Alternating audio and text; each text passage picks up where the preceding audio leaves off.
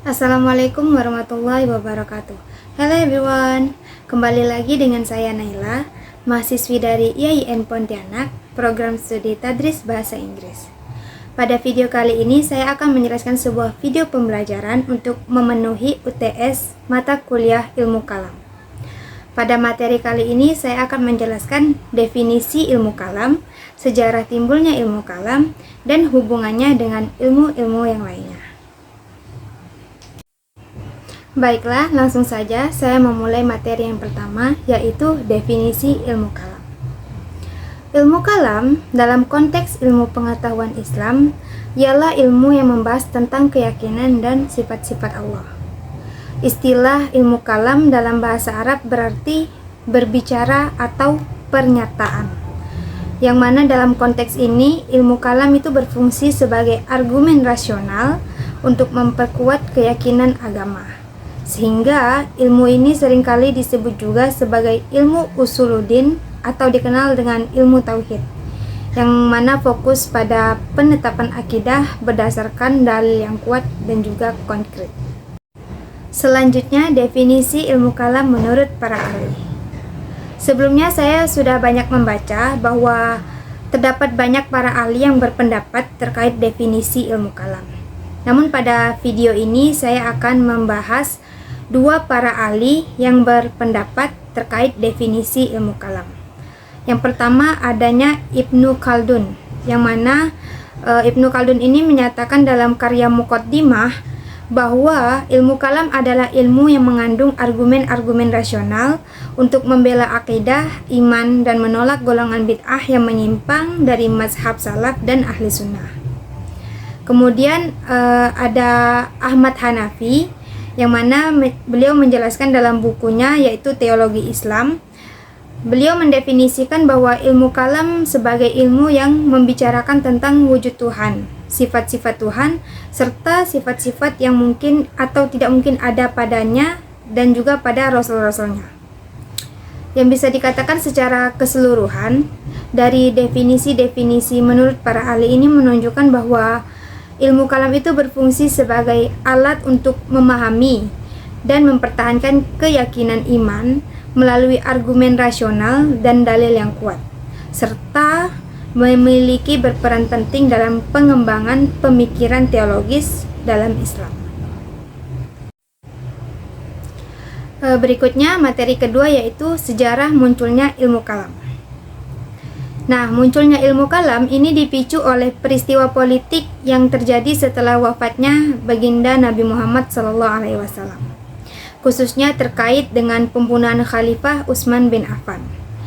Pada ketegangan politik ini berlanjut dengan perseteruan antara Ali bin Abi Thalib dan Muawiyah, yang mana memuncak dalam dilanjutkannya dengan adanya perang Siffin. Sehingga peristiwa ini menyebabkan perpecahan di kalangan umat Islam yang kemudian melahirkan berbagai aliran pemikiran dalam Islam termasuk kelompok Syiah dan Khawarij. Jadi munculnya ilmu kalam ini diakibatkan adanya dua faktor utama. Yang pertama dari faktor internal.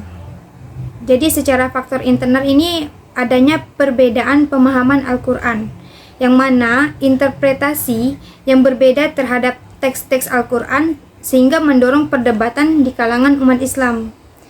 Yang kedua yaitu adanya penyerapan hadis yang berbeda, yang mana maksudnya itu adanya variasi dalam penerimaan dan pemahaman hadis juga berkontribusi pada munculnya perbedaan pendapat.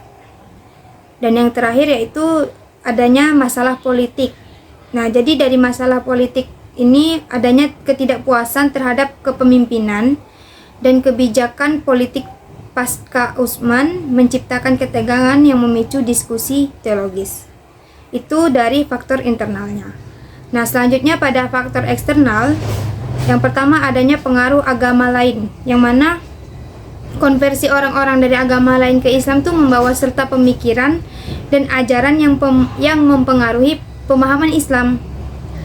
Nah, untuk yang keduanya yaitu adanya perdebatan dengan golongan lain, sehingga yang maksudnya itu diskusi dengan golongan non-Islam dan sesama Muslim, terutamanya oleh kaum Mu'tazilah yang mana kaum itu tuh mendorong pengembangan argumen rasional untuk mempertahankan keyakinan Islam.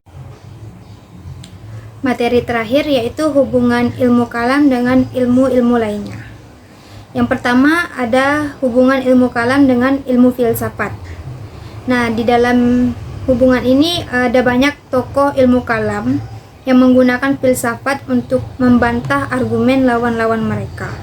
Sehingga ini nih bisa mengintegrasikan pemikiran filosofis ke dalam teologi Islam. Selanjutnya, hubungan ilmu kalam dengan ilmu hadis dan tafsir, yang mana hubungan mereka ini adanya perdebatan mengenai keabsahan hadis dan penafsiran ayat-ayat Al-Quran, sehingga seringkali menjadi pusat diskusi dalam ilmu kalam. Dan yang terakhir, hubungan ilmu kalam dengan ilmu sosial dan politik. Jadi hubungan ilmu kalam dengan ilmu sosial dan politik ini menjadi permasalahan sosial dan politik pada masa awal Islam yang sangat mempengaruhi perkembangan pemikiran teologis dan menjadikan ilmu kalam ini sebagai respons terhadap tantangan zaman. Baik, mungkin cukup sampai di sini materi video pembelajaran dari saya. Sebelum saya tutup video pembelajaran kita pada hari ini, saya akan menyimpulkan dari materi yang setelah saya sampaikan tadi bahwa ilmu kalam atau teologi Islam merupakan disiplin yang membahas masalah ketuhanan dan akidah dengan menggunakan argumen rasional dan logika, yang mana secara keseluruhan ilmu kalam ini berfungsi untuk memperkuat keimanan umat Islam melalui pendekatan rasional, melindungi akidah dari penyimpangan, serta menjawab tantangan-tantangan teologis yang muncul dalam masyarakat.